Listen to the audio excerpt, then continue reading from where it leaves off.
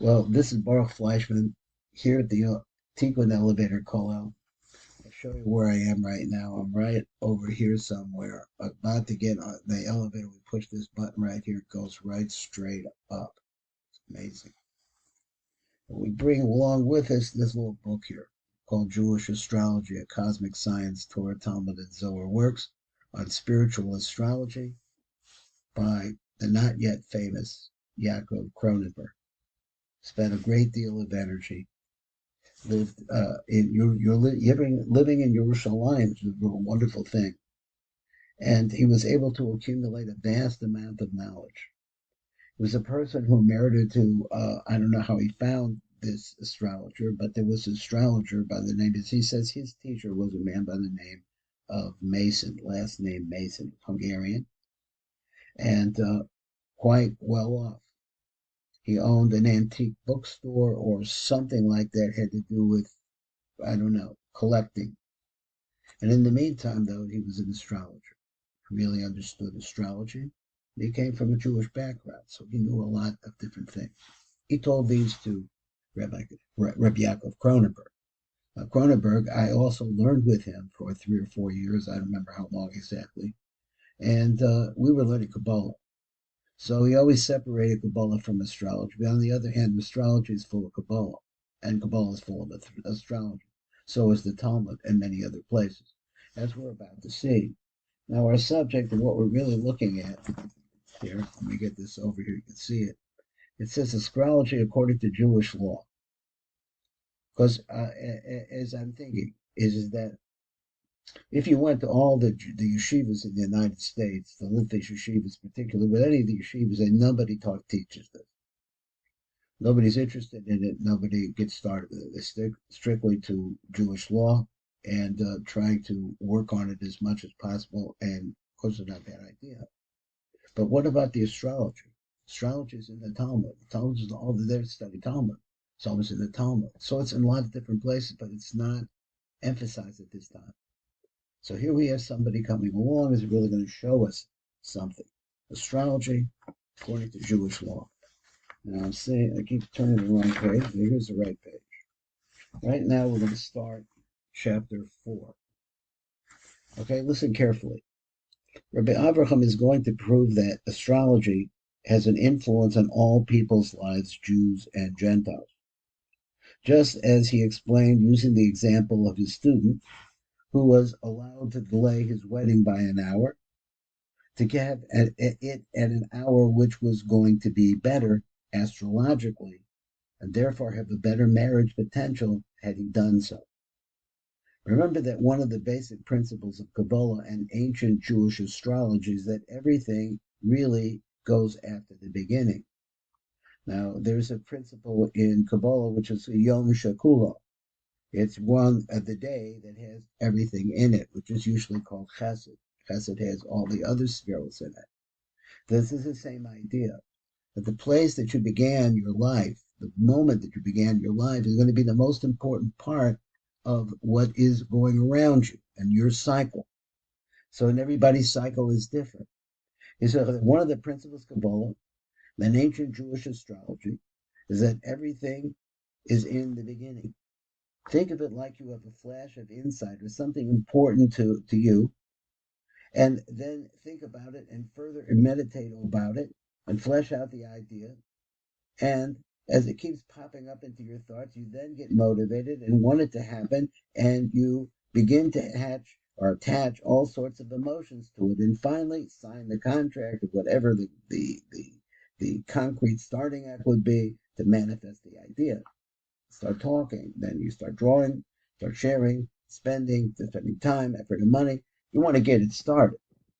The full natural potential of this venture, with all its facets, is encapsulated astrologically and symbolically in the moment. Now, I would stop there, but he says in the moment you sign the contract. The whole point is the moment, because moments are the present. It quickly becomes the past, and you start projecting, it could be the future moment. But really where we want to be is in the moment. So he says, this is broadly speaking, since you still have free choice on how to manifest the expression of the nature of the venture. So you can still make some changes. And by doing the mitzvahs, you can affect the nature of the potential itself, not just the expression of the nature. Let's read this phrase again. So it gets a little confusing to me. So he says that we talked about the moment, right? The moment you sign the contract. This is broadly speaking, since you still have free choice. Okay, so he wants to say that you still, even though you sign the contract, you can make it blue or yellow or whatever it is to manifest the expression of the nature of the venture. Okay, you could change it, put adjectives in it. And by doing the mitzvahs, and then he comments on the side, this is what I want to see here in his parentheses. And by doing the mitzvahs, you can affect the nature of the potential itself. So he says, so you have an idea, you want to put it forth, you want to write a book, or well, like you said, you want to sign a contract, you want to build something. But it's all kind of building type of things.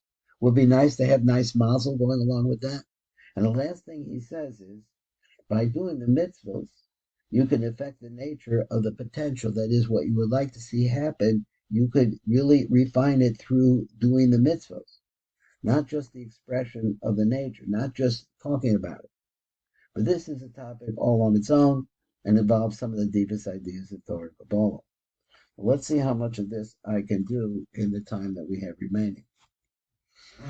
He said, now let's get back to the example I gave you about above on Tractate Shabbos. So this is a Gemara in Masechta Shabbos. It's 156b. There we see there is a discussion between Rabbi Yeshua ben Levi and Rabbi Hanina. What's it about? It's about which is more important in determining fate. Okay, is it the day the person is born? It should be on, as Rabbi Yeshua ben Levi holds, or is the hour the person is born on, as Rabbi Hanina holds? So is it the moment? Did he say what? Is it the day the person was born, or in the hour that he's born? And this is very important. This is really important. I've seen in many books and texts where the writers take both opinions, combine, and makes a mixture of them, where one opinion modifies the other and creates synergy. So that is possible. There is the day of the week, which is more supreme. Which is more supreme, the day or the week, because it is longer than the hours and it contains them. So therefore, you would say, well, there is the day of the week. It's more supreme. That's what he wrote, because it is longer than the hours and it contains them. But the hours themselves are important too.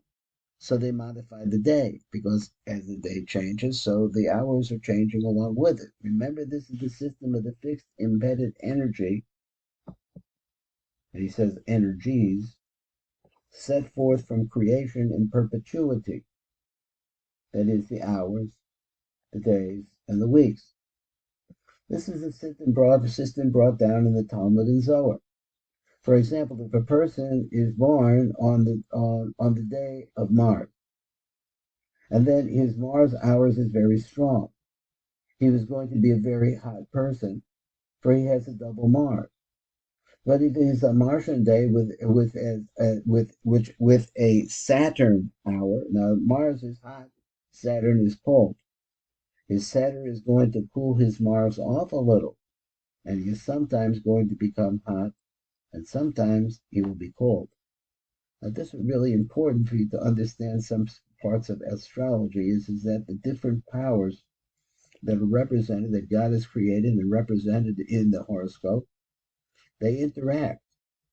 So there's one thing between Mars and Mars that you can imagine how hot that could get, because it's the red planet. But you put it next to Saturn, Saturn is the ice planet. So now you have ice and redness. So it cools it down. It heats one up, cools one down. And his astrological makeup can somehow mess up his timing. He may delay things too much and then rush to do it. He's talking about the Saturn Mars, or rush to do things and then hesitates and backs off because first it's hot, then it goes cold. This may be the result of a Saturn Mars conjunction. Now, this is pure astrology he's teaching you here, which is a combination of hot and cold moves. Now, you could say the same thing about the sun and the moon. You have lots of different combinations of things that interact, and how it is that their interaction, what it proves, what it brings. So he says this may be the result of a Saturn-Mars conjunction, which is a combination of hot and cold moods. So you have to take many things into consideration when you apply this. Now, I'm going to stop right now because the time is up. But this is a very interesting lesson to me, and it had very major astrological implications in it. This is Baruch Fleischman, Tikkun Elevator Call Up.